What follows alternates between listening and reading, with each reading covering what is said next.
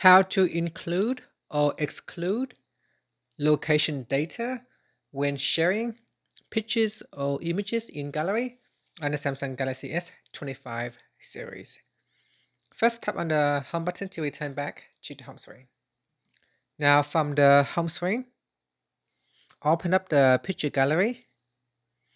Next, in here, make sure you go back to your gallery homepage and then select the pictures that you want to share. Now touch and hold on one of the pictures. Then you can select one or more. And then after that, go down and tap on the share button. Next, before you start sharing to other apps, tap on the options button at the top here. So there is an options button right there. So tap on it. And at the top here, you can choose to include or exclude location data in those selected images. And that's it. After that, tap on the back key. And after you have made the selection, now you can share. So I will add it to new note. And there it is. So all the metadata is included in the picture.